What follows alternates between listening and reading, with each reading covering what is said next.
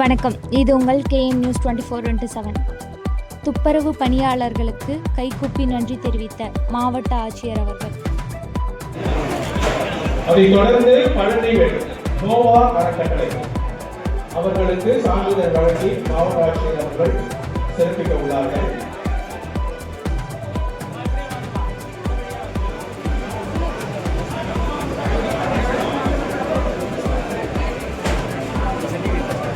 அதைத் தொடர்ந்து கோபி சிவகாமி கல்வி அறக்கட்டளை அவர்களுக்கு நன்றியை தெரிவித்துக் கொள்கின்றோம்.